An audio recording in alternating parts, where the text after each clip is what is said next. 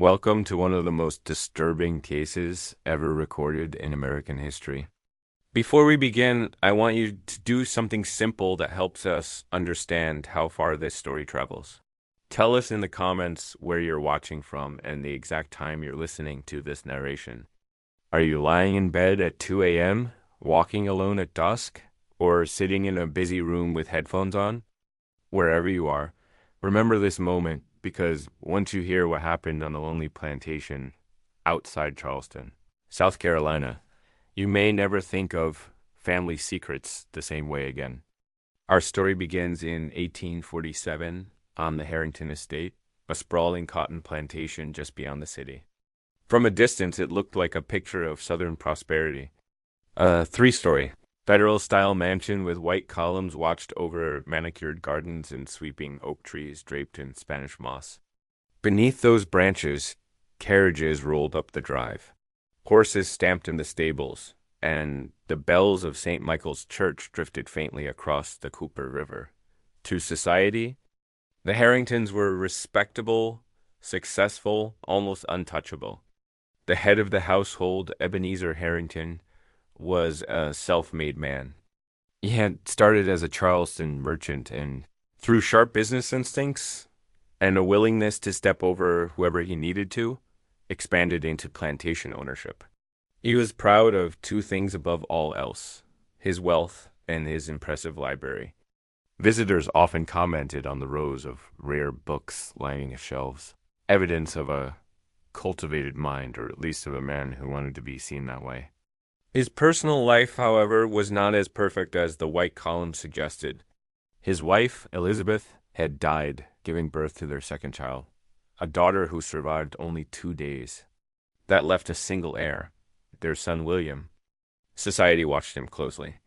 William Harrington had been educated in the North at Harvard. Returning to South Carolina as a serious, thoughtful young man of 23, people whispered that he held progressive ideas, the kind that were safer kept behind closed doors in a slave-holding society. If he did, he rarely voiced them. In public, he played his role, the dutiful son, the future master, the quiet observer at balls and dinner parties. By the mid-1840s, the Harrington household was expanding. Ebenezer's ledgers from 1846 record the purchase of several new enslaved workers, including a young woman named Adeline, supposedly bought from a failing plantation in Virginia. On paper, she was simply another acquisition, but the notes about her were unusual. She was described as educated, able to read and write, with a refined appearance and manners that would impress guests. Her light complexion, the record added, suggested that she came from a line of house servants rather than field hands. Those details would matter later, in ways no one yet understood. The Harrington house itself was a world of strict boundaries. Inside the main building were 14 drawing rooms, guest chambers, a grand dining room, and of course the famous library. Behind the manicured gardens, hidden by magnolia trees, stood the quarters for the enslaved workers. Their labor kept the estate running. The cotton fields, the kitchen house, the stables, the laundry, the endless tasks that allowed the family to pretend that life was effortless. In this carefully controlled environment, the first crack appeared in a place where few expected it: the church records. On April 23rd, Reverend Thomas Whitfield made a small notation in his parish book, the kind of line that would mean nothing on its own. Young Master Harrington absent from Sunday service for 6 weeks. Father claims illness, yet Physician Dell reports no calls to the estate. In a deeply religious society where church attendance was as much social duty as spiritual act, 6 weeks' absence from a young man of William's standing did not go unnoticed. At first, the explanation seemed harmless. William, people said, was exhausted from his studies, still adjusting to plantation responsibilities. But gradually other signs appeared. Invitations to balls and dinners went unanswered. Society columns that once mentioned him regularly fell silent. In her diary, Martha Pinckney, a young woman from one of Charleston's most prominent families, recorded that William had declined yet another invitation, the third that month. Her mother, she wrote, says old Mr. H appears concerned, though he says nothing of substance when questioned. Downstairs, among the staff who actually ran the household, the change was even more obvious. James Green, the stable master, noticed that William had taken to long rides at dawn, pushing his horse hard across the far fields and returning with the animal lathered in sweat. When asked where he'd ridden, William gave vague answers that satisfied no one.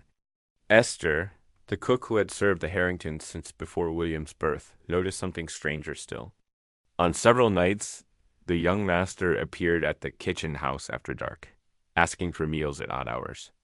And more than once, he requested that the food be brought not by any servant, but specifically by Adeline. Adeline, the educated young woman with the refined manners, was supposed to be a house servant attending to guests and assisting with correspondence. She moved quietly through the rooms of the mansion, carrying letters, pouring tea, setting out silver. But as the warm months crept toward the brutal heat of a South Carolina summer, she began to move along another, more dangerous path, between the kitchen house and William Harrington's private chambers. No one yet knew what those late-night visits meant. No one understood why William's name was disappearing from society pages, while his father's temper grew shorter and his journal entries more irritated.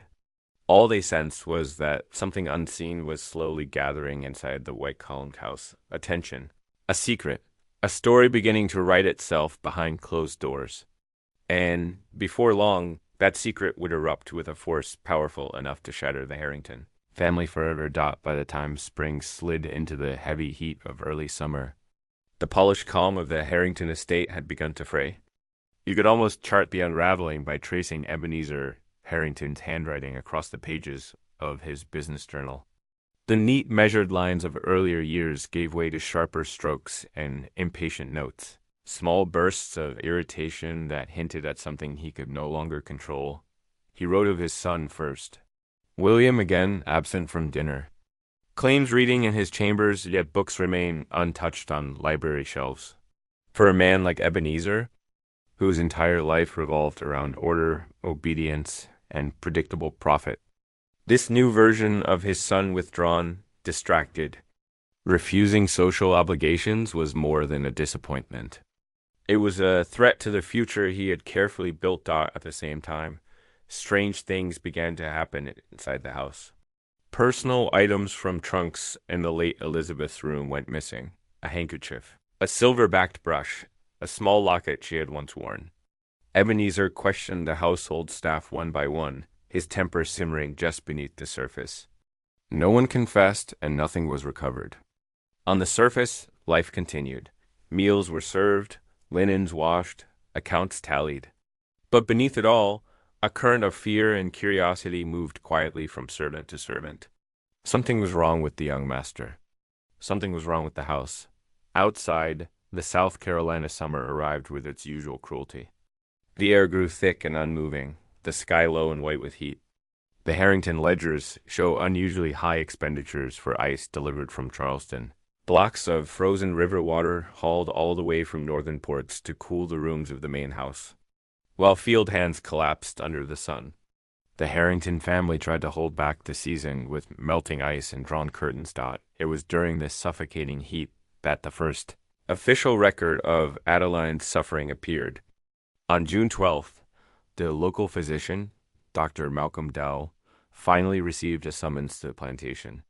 He naturally assumed he was being called for William, the elusive heir who had been the subject of whispered concern and parish notes. Instead, when he arrived at the Harrington estate, servants led him not to William's chamber, but to a guest room in the east wing. There, in a bed usually reserved for visiting relatives, lay Adeline. Dr. Dowell's medical ledger would later record the visit in cautious, professional language, summoned to Harrington Plantation. Not for young master as expected, but for female house servant. Symptoms suggest nervous exhaustion. Prescribed rest, removal from regular duties. Mr. H. Sr. unusually agitated about condition. Servant housed in East Wing guest chamber rather than quarters. Unusual arrangement. Stripped of emotion, The note still reveals just how strange the situation was. Enslaved women were not typically given guest rooms or visited personally by plantation owners when they fell ill. Yet Ebenezer hovered anxiously near the door, demanding updates, insisting on discretion. The staff noticed every deviation from the old rules. Esther, the cook, resented losing her most capable house servant to rest, but dared not complain openly. She had seen too much already. The nighttime meals, the way William's voice softened when he spoke Adeline's name, the way Adeline's hands trembled when she carried a tray to the young master's room. James, the stable master, connected these changes to the long, solitary rides William took at dawn. He recognized the look in the young man's eyes, a mix of determination and despair he'd seen once before in a runaway who realized he would rather die than be brought. Back in chains, the estate itself seemed to react. At odd hours, doors opened and closed in distant corridors. Lamps burned late in the library. William avoided the main dining room, preferring to eat alone or not at all. When he did appear briefly in the halls, servants noted how his gaze lingered toward the east wing, where Adeline was supposed to be resting. Whatever had passed between them was pushing both of them toward a breaking point. It wasn't long before Ebenezer made his own decision. If his son's behavior could not be corrected through lectures and watchful eyes, then the temptation had to be removed. In July, he met privately with Reverend Whitfield 3 Wednesdays in a row, emerging from each conversation looking more drawn and determined. Immediately afterwards, he contacted a slave trader in Charleston. The documentation of that arrangement still exists. It is chilling in its simplicity. Ebenezer Harrington agreed to sell Adeline, described on paper as valuable house, property with literacy skills, despite having purchased her only months earlier at considerable expense. The trader recorded a date, July 28th. On that day, Adeline was to be removed from the Harrington estate and carried away, likely never to be seen there again. No one told William as the appointed day drew closer. The oppressive heat seemed to press more heavily on the plantation. The magnolia trees stood motionless, their heavy blossoms already browning at the edges. Inside the manor, Esther prepared menus for a special dinner with the Rutledge family, including their eldest daughter, Catherine, a young woman long considered a suitable match for William. The table was set for 8. Silver glinted under candlelight. A future had been quietly scripted for William Harrington, a respectable marriage, a profitable alliance, and the clean erasure of whatever had been quietly unfolding between him and the young woman in the East Wing, but on the Harrington estate in 1847. Plans written on paper had a way of burning up in the heat before they could ever reach reality. On July 27th, the air above the Harrington estate felt heavy enough to crush bone. Clouds gathered but refused to break, trapping the heat against the earth and turning every breath into work. Inside the mansion, preparations were underway for the Rutledge dinner, carefully planned event meant to signal the beginning of William Harrington's proper future. Esther had laid out the finest dishes. Mrs. Porter oversaw the polishing of silver. Fresh linens were spread across the long mahogany table by mid-afternoon. The illusion of order shattered around 4 o'clock. A lone rider approached from the Rutledge plantation. It was a messenger, dusty, sweating, and uneasy as he handed a sealed note directly to William, who happened to be inspecting the carriages. Witnesses later recalled how William paused before opening it, as though he sensed what was coming. When he read the message, whatever it contained, he did not react with anger or frustration. He only grew very, very still, without a word. He folded the paper, slipped it into his coat, and headed straight for the main house. He asked to see his father in the study. Mrs. Porter, passing through the hall with a tray of freshly polished candlesticks, heard the door close behind them. A moment later, raised voices erupted, not loud enough to make out the words, but sharp enough that every servant on the first floor stiffened where they stood. Ebenezer Harrington rarely raised his voice. William almost never did. But today, the sound of 2 men locked in a battle, neither could afford to lose echoed through the walls of the home. The argument lasted nearly an hour. When the door finally opened, William emerged pale but composed, his jaw set with an expression Mrs. Porter would later describe as terrible resolve. He said nothing to the staff. He climbed the stairs, entered his chambers, and stayed there until dinner. Ebenezer came out later, rage simmering beneath the surface but held in the rigid grip of a man determined not to reveal weakness. He announced that the dinner would continue despite the Rutledge family's cancellation. He poured himself a glass of brandy in the library, waited for the hour to arrive. The meal itself was a ghostly affair. Only two people sat at the long table, father and son. The candles flickered in the humid air. The silver gleamed. The dishes Esther had labored over were untouched. William kept his eyes fixed on his plate, barely eating. Ebenezer, by contrast, barely looked at his son. His gaze instead followed Adeline, who had been summoned to serve that evening. Like a hunter tracking prey, every movement she made seemed to agitate him further. The clinking of a glass, the lowering of a dish, the quiet brush of her footsteps on the floorboards. William never looked at her directly, but his hands tightened each time she passed by Dot after dinner. The two men separated. Ebenezer returned to the library with another decanter. William announced that he needed to ride into Charleston on business. James, the stablemaster, surprised to see him preparing for a nighttime journey, saddled his horse and watched him disappear into the dark horizon. No one knew that within hours. Everything on the Harrington estate would burn, not with fire, but with truth. William returned close to midnight. James noted that he stabled his horse himself, unusual for a man of William's rank, and used a side door rarely touched by the family. A door that led directly to the quieter east side of the house. What happened next unfolded in the space between shadows. Around 2 a.m, Mrs. Porter woke abruptly. She would later say it was a sound of violent crash, the sound of something large hitting the floor that yanked her from sleep. When she lit her lamp and ventured downstairs, her footsteps were almost swallowed by the house's oppressive silence. The noise had come from the library. The door was open, just a crack. She approached quietly, expecting to find Ebenezer collapsed or drunk. Instead, she froze Dot inside. Ebenezer Harrington stood gripping the edge of his desk, as though the wood were the only thing keeping him upright. His face was drained of blood, his mouth slightly open in a silent, horrified gasp.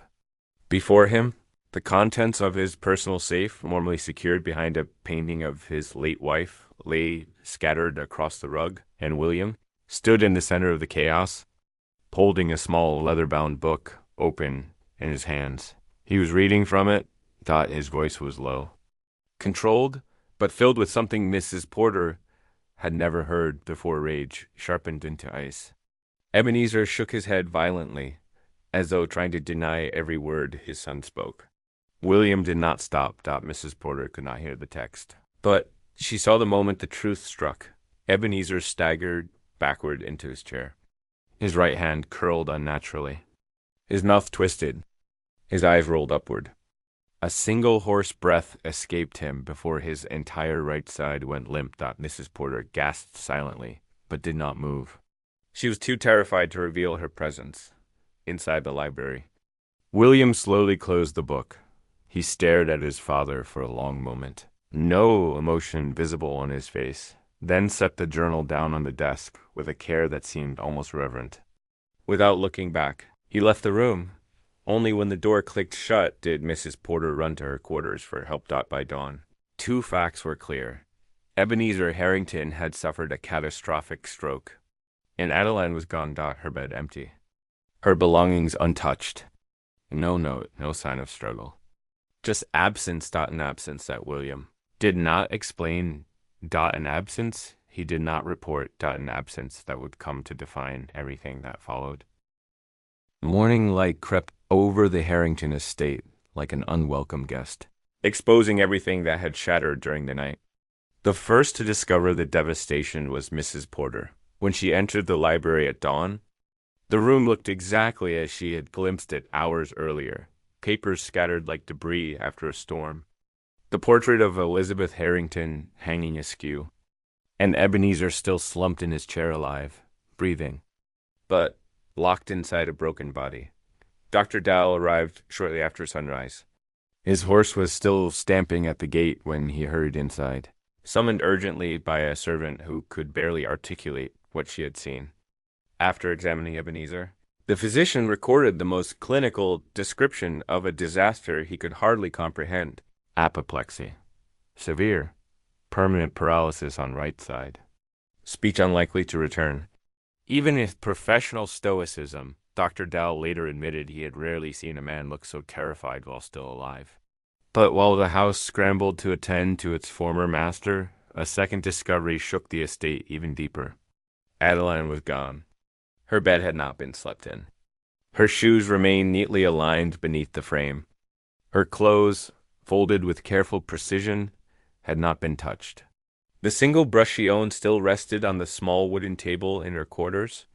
Everything suggested she had simply evaporated, leaving behind only the thinnest outline of a life. There were no signs of struggle, no torn fabric, no footprints in the soft dirt beyond the magnolia grove.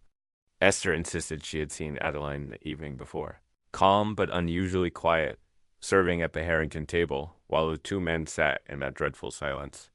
After that, no one saw her again. What troubled the staff most was not her disappearance, but William's reaction to it. He did not panic. He did not rage. He did not demand search parties or alert neighboring planters. Instead, he organized a half-hearted sweep of the grounds, instructing James and two others to check the stables, the kitchen house, and the area near the riverbank. His voice was steady, his face unreadable. He never once looked toward the east wing. When Reverend Whitfield visited 2 days later to pray over the bedridden Ebenezer, he gently asked William why no notice had been sent to the authorities regarding Adeline's disappearance. William's response was cold and rehearsed. She has likely found her way to family in the north. Then he changed the subject to Mrs. Porter, who had known him since childhood. This was the moment she understood William Harrington knew exactly where Adeline had gone. In the chaotic weeks that followed, the estate entered a strange limbo. Ebenezer lay upstairs, trapped in silence, unable to communicate but fully aware of the world around him. The house itself felt half alive, as though one half belonged to the dying father and the other to the son who moved like a shadow through the corridors. William assumed full control of the plantation with a competence that startled even the overseers. Ledgers from that period show he managed cotton shipments, negotiated contracts, and handled correspondence with a clarity his father had never expected of him. He appeared calm, focused, even industrious. But the staff whispered. They whispered about the nights he did not sleep, about the lamps burning in his chambers until dawn, about letters written in his hand but bearing no return address, about the small locked drawer in his desk that he never allowed anyone to touch. Most of all, they whispered about the new property he purchased in September, a small house on the outskirts of Charleston deeded not to William Harrington, but to W. Trust, a legal shell with no clear beneficiary. Neighbors near that house would later report the strangest details. Lamps burning at odd hours, laundry hung out by unseen hands, a faint silhouette behind the curtains at night. No one ever saw the resident clearly. Only movement. Only shadows. In Charleston society, William's behavior drew polite curiosity. He was seen occasionally riding along the Battery at dawn, always alone, always looking toward the horizon. Invitations continued to arrive at the manor, but he declined each one with polite regret. Families who once expected him to marry their daughters now whispered their own theories behind fans and champagne glasses. Catherine Rutledge, the woman once predicted to bear the Harrington name, accepted a proposal from a Georgia planter. Her engagement announcement in the Charleston Mercury included a single, subtle line. Past understandings have been amicably dissolved. The truth behind that line was unknown to the world. But William knew, and Adeline, wherever she was, knew too. Ebenezer Harrington died almost a year later, on June 15th, 1848. He never spoke another word, never rose from his sickroom bed, and never revealed the truth he had hidden for over 2 decades. At the funeral, William stood at the front of the mourners, calm, composed, and unreadable. Those who attended remarked that grief did not seem to soften him. Nor did the prospect of becoming the sole heir of the Harrington fortune seem to excite him. He was a man who had already made his most important decisions long before his father drew his final breath. Only weeks later, he began to dismantle the life his father had built. He sold off the distant cotton fields first, the ones Ebenezer had always prized for their yield. He made arrangements for the household staff. He closed the library, locked the door, and never entered it again. And then, on an autumn day in 1848, William Harrington declared something no one expected. He was leaving America, not for a season, not for business, but indefinitely. The announcement shocked Charleston society. A man of his status did not abandon a plantation, a fortune, and a lineage without reason. But William gave none. His departure was framed simply as a tour of the continent for his health, especially the mountain air of Switzerland, recommended for conditions of the spirit. Before he left, he packed only 2 large trunks, a small valise, and purchased 2 tickets under 2 names. One was his own. The other belonged to someone listed on the passenger manifest as Mrs. Blue. No minister had ever recorded such a marriage. No Charleston paper had ever printed such a notice. And no one in the city had ever heard of a woman named Mrs. Blue Harrington. But James the stablemaster knew. He had seen the closed carriage arriving after dark. He had seen the veiled woman slip through the side door. He had seen the way William steadied her arm when they emerged hours later. And he knew the truth. William was not leaving alone.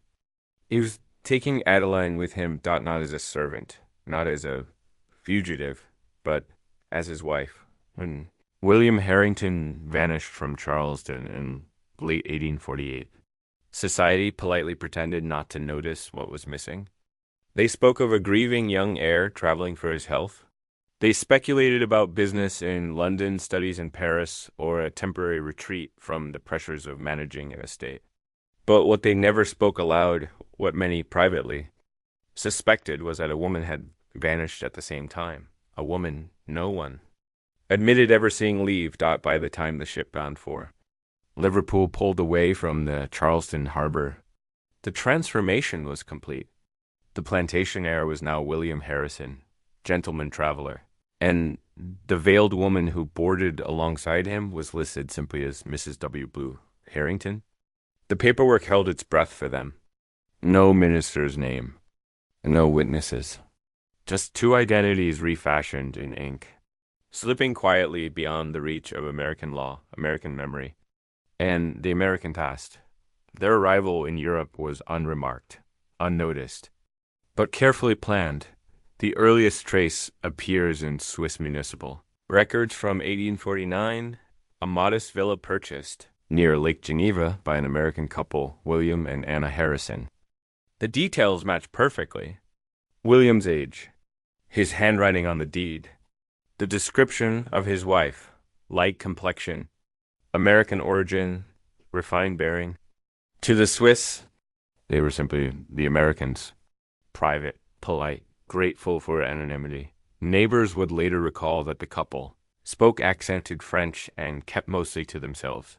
They attended church sporadically, paid their taxes on time, and rarely mentioned their past. Their villa overlooked the still waters of Lake Geneva, where fog rolled in like a gentle curtain, hiding the world behind it. It was the perfect place for 2 people who needed to disappear, not just from others, but from themselves. The villa had a garden at the back, shaded by a low stone wall. Locals often saw Mrs. Harrison standing there in the mornings, gazing toward the water in a posture that mixed longing with caution. She appeared delicate but composed, often carrying a small sketchbook. Those who spoke with her described her as soft-spoken, graceful, and unfailingly polite. They did not know her name was Adeline. They did not know she was the daughter of a Charleston planter. They did not know she had fled across an ocean with the only man she had ever loved, and they did not know the secret that bound them. Inside the villa, traces of their old life remained kept carefully hidden. A small trunk beneath the bed, a single silver-backed brush wrapped in cloth, A pressed magnolia bloom from the estate they abandoned. And tucked deep within William's desk, the leather-bound journal that had shattered the Harrington family. He never opened it again, but he never destroyed it. Some wounds were not meant to be forgotten, only carried quietly. Their life in Switzerland was peaceful, but also fragile. Local records show William rarely worked. His inheritance provided enough to live comfortably. His occupation was listed simply as man of independent means. Adeline, meanwhile, devoted her time to painting. Landscapes, portraits, quiet studies of lake water under shifting skies. Some of her works were shown in small local galleries under the initials. She would never sign her full name. Their neighbors noticed something else as well. The couple were loving, but seemed marked by an invisible sorrow. They walked together each evening along the lake, William often leaning slightly toward Adeline, as though protecting her from something the world could not see. They looked content, but not unburdened. The truth of that sorrow emerges in a set of medical notes written by a local doctor, Henry Beaumont, who attended the couple occasionally. His records mention the American wife, frail but composed, suffering from melancholy that deepens in autumn. Another note adds quietly, despite multiple pregnancies, the couple remains childless. Mr. Harrison suggests family concerns prevent healthy offspring. He declined further inquiry. The implication was unmistakable. They knew, they understood, and they chose to remain together anyway. In the shadows of a life they built with care and secrecy, they carried the truth that had nearly destroyed them in Charleston. They were half-siblings. And for them, love was both salvation and exile. In time, William expanded the villa, adding a small studio where Adeline painted in privacy. He tended the gardens. She tended her canvases. Together, they stitched the life out of what they could salvage, leaving behind the wealth and legacy they were born into for something far quieter but infinitely more free. For nearly 25 years, they lived like this, quietly, lovingly, uninterrupted. But paradise, even self-made paradise, cannot hold forever. In 1873, something shifted, something no record fully explains. The villa was sold. Their names disappeared from Swiss documents. And in the banking ledgers of London, a final transfer was made from the Harrington fortune. It was the last time William's name ever appeared in Swiss archives.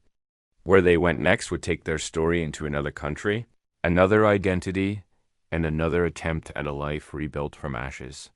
But that is a chapter of its own, a chapter that began not with wealth or secrecy, but with a small olive farm in the hills of Italy, and a man determined to spend whatever years remained at the side of the woman he had chosen above everything else.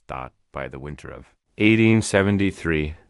The American couple, known in Switzerland as the Harrisons, had vanished once again, quietly, deliberately, and without leaving explanations behind.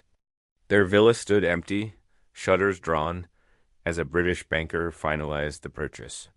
Local neighbors wondered if the couple had returned to America, but no ship record showed their names.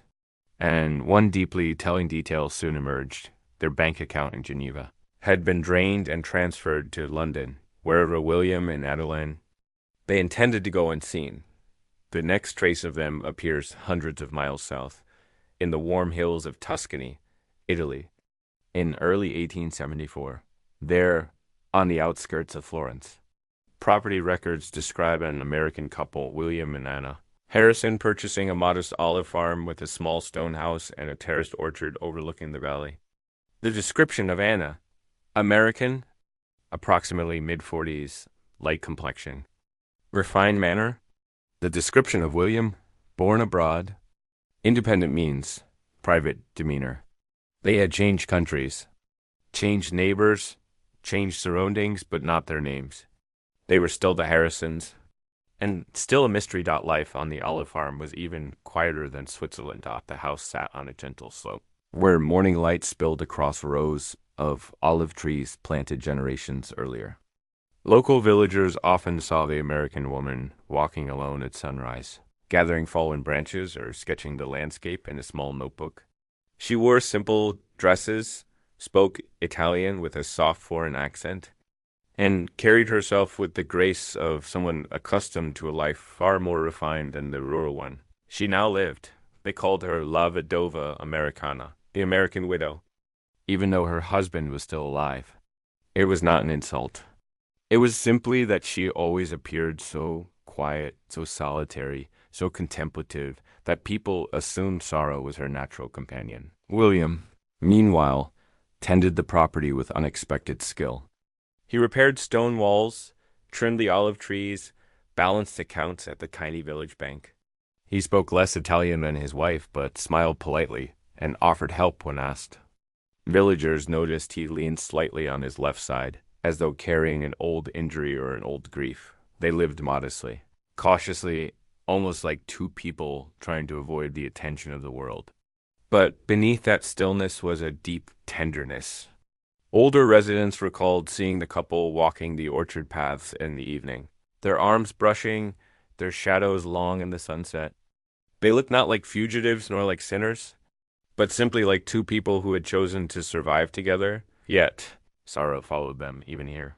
A set of records from a local physician, Dr. Henry Beaumont, reveals more of their hidden struggle. Years earlier, he had treated them in Switzerland. Now, a Florentine physician wrote similarly. Madame Harrison experiences chronic melancholy. She has suffered multiple miscarriages. Both husband and wife express understanding that children cannot be carried to term due to family circumstances. Family circumstances. A phrase that was clinical yet devastating. A phrase that acknowledged what they had discovered years earlier. They were half-siblings. They had chosen life together anyway. But they had also chosen a life without children. That it was the cost they paid for love that had already survived exile, scandal, and the collapse of an entire family. The years passed quietly. They harvested olives, bottled oil, and sold small crates to local merchants. In spring, the orchard filled with pale blossoms that floated across the ground like snow. Adeline painted the hills, the narrow path behind their farmhouse, the distant mountains, the sunlight caught between olive leaves. Some of her paintings were sold in Florence under the initials A.H., just as they had been in Switzerland. But age was catching William. By 1875, village records described him as pale, often unwell. The cold Tuscan winters weighed heavily on him, and he was seen more often by the hearth than in the fields. Then, in early 1876, after several weeks of illness, William Harrington, once the heir to a Charleston empire, died in the small stone house above the olive trees. He was 52 years old. He was buried in the cemetery of a tiny church overlooking the valley. His gravestone was simple. The inscription chosen by the woman who had crossed an ocean with him, William, born of one world, found peace in another. Villagers remembered the funeral. A quiet service. A grieving woman in black. A handful of neighbors and the local priest. No family from America. No grand legacy. Just a gentle life, ending far from where it began. Adeline, now truly the American widow, remained on the farm alone. Records show she kept the property for 11 more years. She paid her taxes. She produced small paintings. She sold olive oil to merchants. She walked the orchard paths as though retracing memories. The villagers who spoke with her described her as kind, reserved, and marked by a sadness that never left her eyes.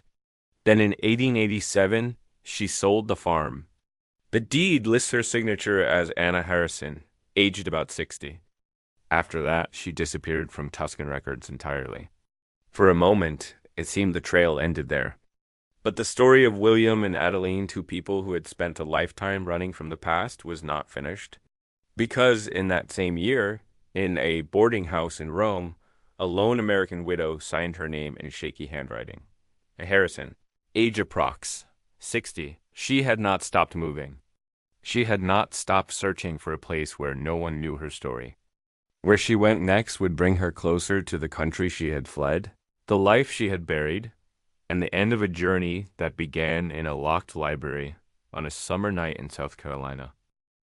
For a long time after selling the olive farm, Adeline Harrison, now an aging woman living under a name that was never truly hers, seemed to drift like a leaf carried by a slow, uncertain current.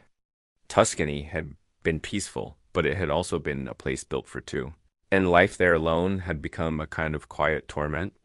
So she went to Rome, a city where no one would look at her twice, where crowds swallowed identities whole and anonymity was as common as dust. The boarding house she chose in November of 1887 sat on a narrow street near the Tiber River. It catered to respectable but modestly funded women writers, painters, widows, governesses between positions. A place where no one asked questions because everyone had something they needed to forget.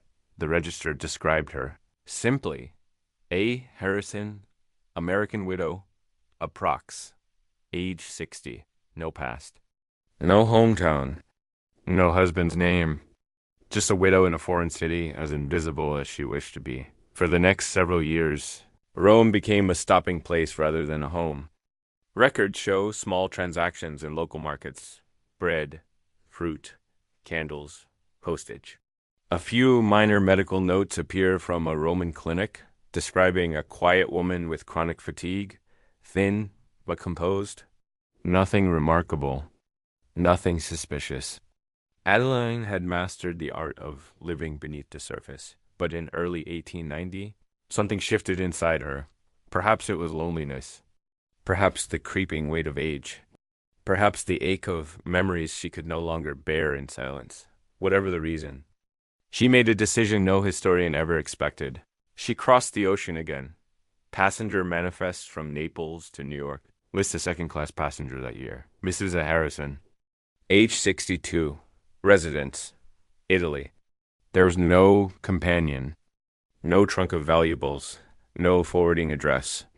It was as though she had spent decades circling the world, only to return to the country that had tried to erase her existence. But she did not return to Charleston. She never would. Instead, she traveled to Boston, the opposite end of the country, a place where few questions were asked about Southerners, enslaved women, or plantation legacies. Boston was a city of widows, immigrants, writers, and quiet souls who preferred cold weather to conversation. It was, in a strange way, the perfect place for someone who had spent her entire life hiding in plain sight.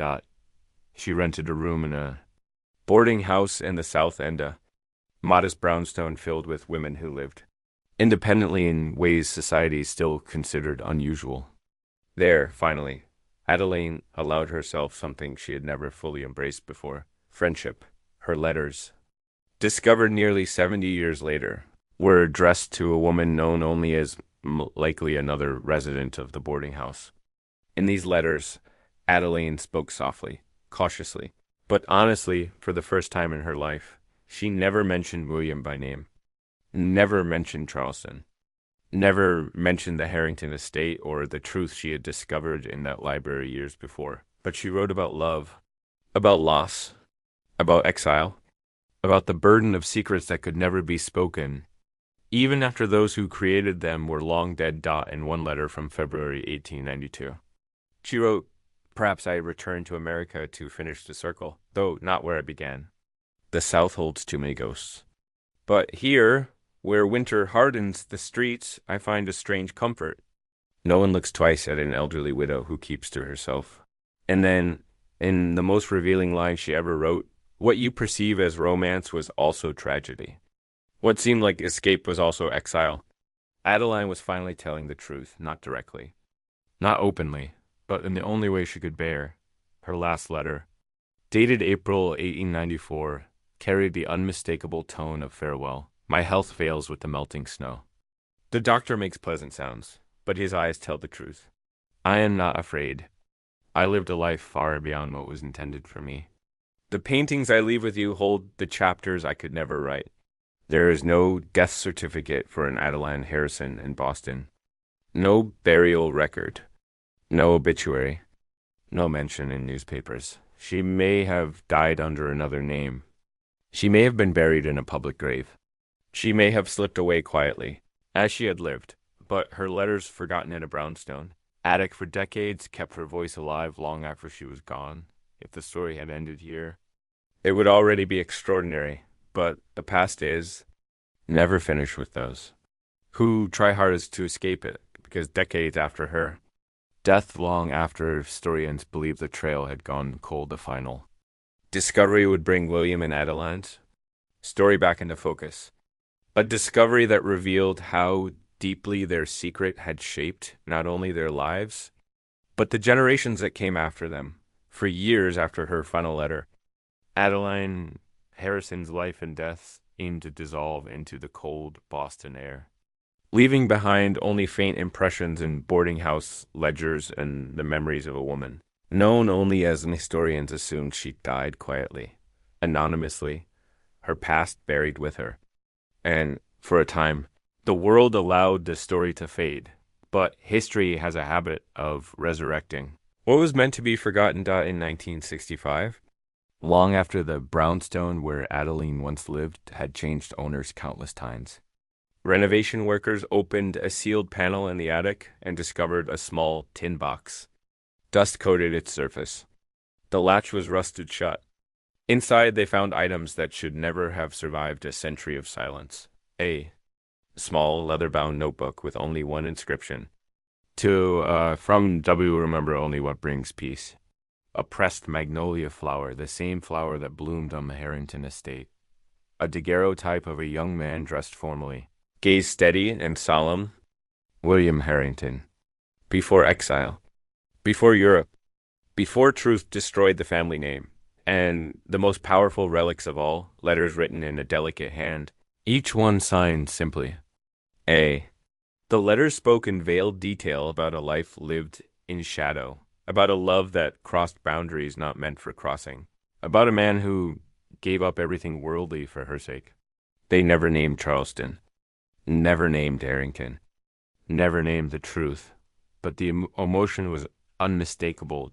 It was Adeline's voice, older, softer, but still carrying the weight of the life she had shared with William. This discovery eventually reached the hands of a young historian, Dr. Margaret Collins of the University of South Carolina, who had already stumbled across Elizabeth Harrington's journal years earlier. The pieces once scattered across continents finally began to converge. The journal, the letters, the painting in Geneva titled Memory of Home, the Italian records, the ship manifests, the trust deed in Charleston, the Swiss villa, the olive farm. All threads of a truth hidden in plain sight. Dr. Collins spent 7 years assembling the fragments into a coherent narrative. The secret life of William and Adeline Harrington. Siblings by blood, lovers by fate, exiles by necessity. Her 1969 monograph, Across Boundaries, circulated quietly within academic circles. Most dismissed it as too extraordinary to be fully believed. But then, in 1978, another discovery emerged from a family archive. Letters written between William Harrington and Richard Dawson, the man who had managed the Charleston estate during William's absence. Those letters revealed that Dawson had known the truth. He had known Adeline's parentage. He had known the danger. And most startling of all, he had promised Elizabeth Harrington on her deathbed that he would protect her children should the truth ever come to light. Elizabeth had known, and she had tried in her own limited way to save them. Dawson had kept that promise by helping William and Adeline disappear. The final artifact of their story surfaced in 1982, when a small Boston museum acquired several paintings from a private estate. Among them was a canvas smaller than the others, unfinished, but unmistakably painted by Adeline. It showed two figures walking away, down a tree-lined path. Their faces were not visible. Their clothing was simple. The man leaned gently on the woman's arm. The mountains in the distance resembled the hills of Florence. On the back of the canvas, written lightly in faded pencil, were 3 words: the path chosen, not the path inherited, not the path imposed, Not the path society demanded, not the path they chose. Today, no one walking through Charleston's quiet suburbs guessed that beneath the foundations of modern homes once stood the Harrington Mansion, a place where a family fortune fractured under the weight of old sins. No plaque marks the land. No tour guide mentions the merchant's son who crossed an ocean with a woman, who should have been his enemy but became his entire world. In Geneva, visitors passed the painting titled Memory of Home without knowing the story behind the shadows. In Tuscany, olive trees still grow where William once walked. In Boston, the brownstone stands unchanged, its attic empty now, the tin box long removed. But their story persists in archives, in letters, in brushstrokes, in whispered memories carried across oceans. A story of love that defied the boundaries of race, class, law, and blood. A story of two people exiled by the world, but devoted to each other. A story of tragedy and tenderness intertwined. William Harrington and Adeline Harrison left no descendants, no family line, no inherited estates. They left only this, a reminder that history is never simple. That secrets can shape generations. That love can survive exile. And that sometimes the greatest act of freedom is choosing a life the world would rather you never lived. Their footsteps have long faded from the earth. But the path they chose, that path, still echoes across time.